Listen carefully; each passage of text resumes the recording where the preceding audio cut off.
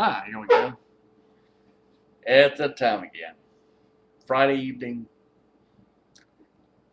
Finally get around to doing these videos. God, that's why I always end these videos sometimes and saying, God knows when I'm going to get around to them. Sometimes I have to get into the proper mood. Sometimes I have to wait and see what the software does. This is one of those days, and I had to go through this whole bit. It says allow to use microphone and camera, which I had to wait, click that fucker in order to make this work.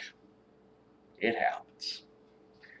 Anyway, that is neither here nor there. So let me dive into our little Friday get together. Training camp's open now. Yes, the NFL season is officially underway.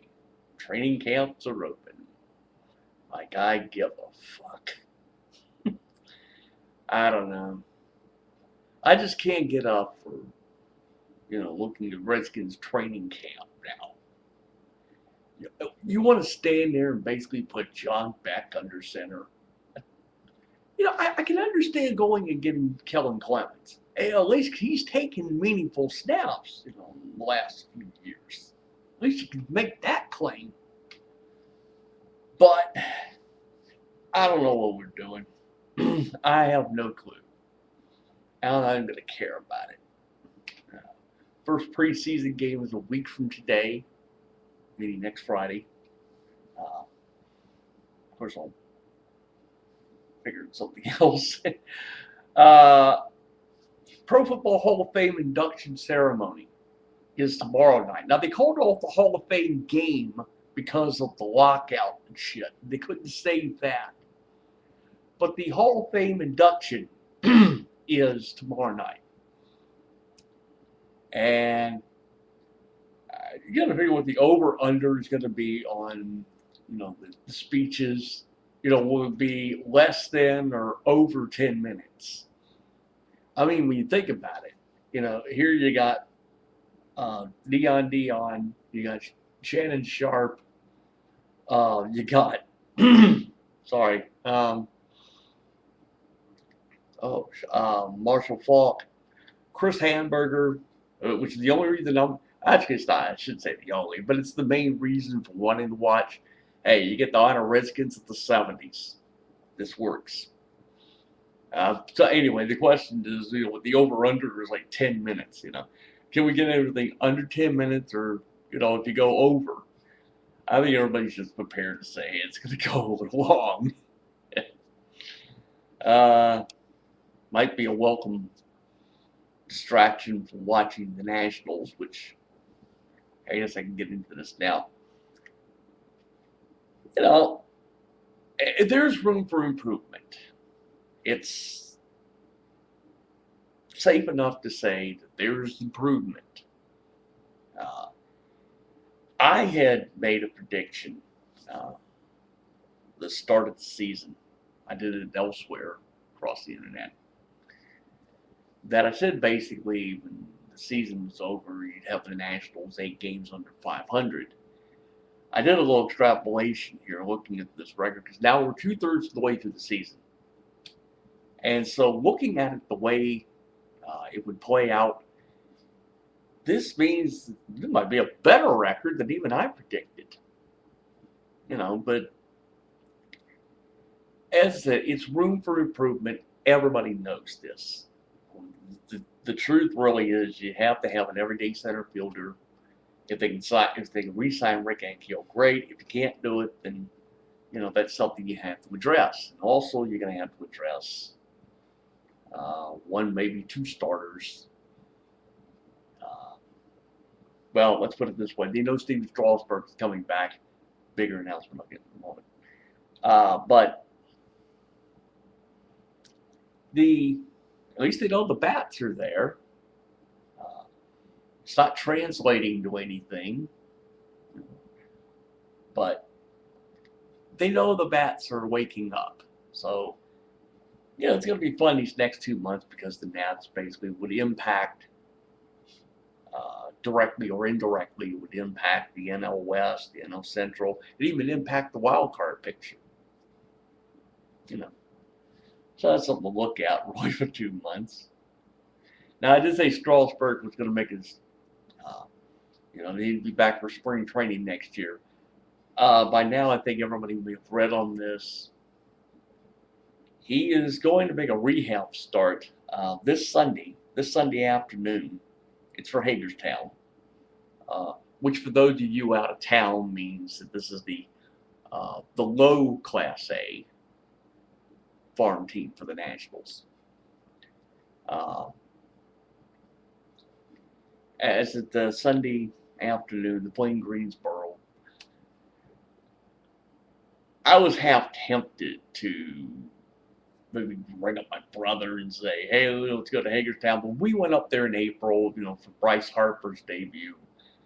And the service in and around the place was completely shitty. It was shitty then, and I've heard reports, that it didn't really improve much. So it's going to be interesting to see if the cameras show up on Sunday and capture this. He's only going to do an inning or two. And then they'll figure out maybe he'll do another rehab start. Regardless of whether it would be Hagerstown or Potomac or Harrisburg or whatever, it would shape out to be Friday or next Friday, which doesn't do me any good because I think I've said before, I will be in Harrisburg a week from tomorrow to see Bryce Harper in person. We're taking carloads. So it's just me and my brother, friends of his and friends of his friends and all that. It's carloads. We're going. So anyway, that'll be the highlight of that. I'll probably, if I get the opportunity, I probably will not do it because I don't go on the computer on Saturdays. So the first chance I'd get to do this would probably be, the next day, which would be the 14th. Maybe the earliest opportunity I get to come on here and tell you what happened. Nose itches, amongst other things. So that's where that is. At least I know where I'll be, this time next weekend. Let's see, what other baseball note here? Matt Stairs retired. This is after the Nationals just gave up. And really, I kept asking the question all year. I said, why was he even on the 25-man roster? What was he serving? You were taking up a roster spot that could have gone to anybody else. You just wasted time for like 3 months plus. And then they realized, once the Nationals traded for Johnny Gomes, it made Matt Stairs expendable, so that was it. So he finally decided to retire. So if you're going to hit, the guy had a decent run, 12 teams in his career he played for. And you count the Expos and Nationals as separate teams, believe it or not. So that's how you really get that number.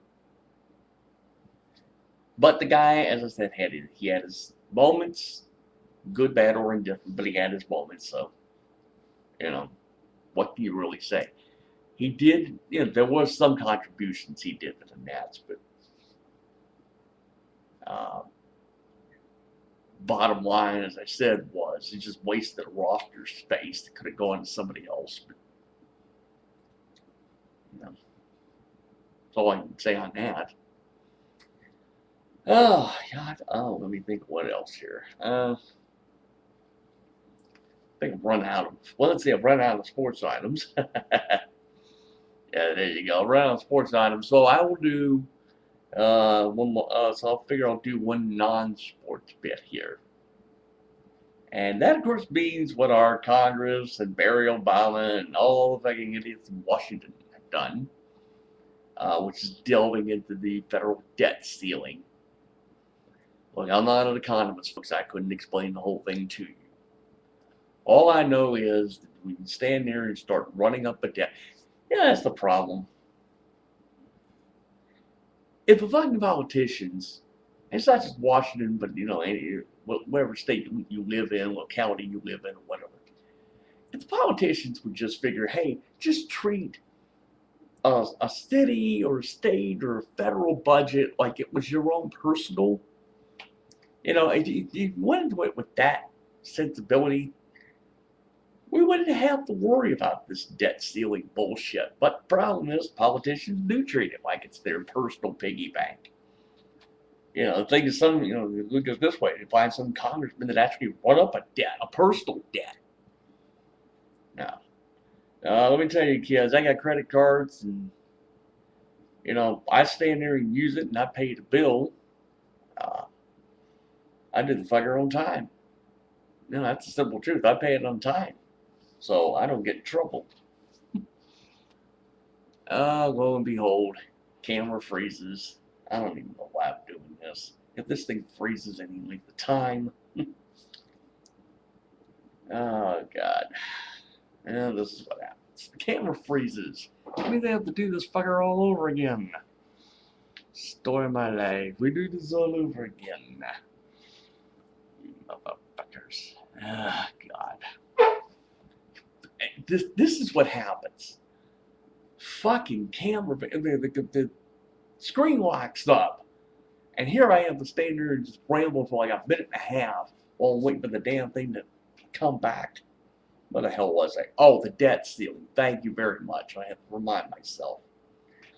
So, like I said earlier this week, they went through this so-called compromise. I don't know. All you've done is just delay the inevitable by about, 18 months or so. And nobody's going to come out of this unscathed. I just say, okay, you just delay everything until like January of 2013. Guess what happens in January 2013? Barack Obama gets sworn in a second time. That's going to happen, folks. I can't. It's the lesser of two evils. This is what happened in 2008. It's the lesser of two evils. Believe me. This country's fucked. More ways than one. It's fucked. I'd have to stand there and devote an entire separate video to it, and I don't feel up to doing that. I just figured, hell, I had time on this one.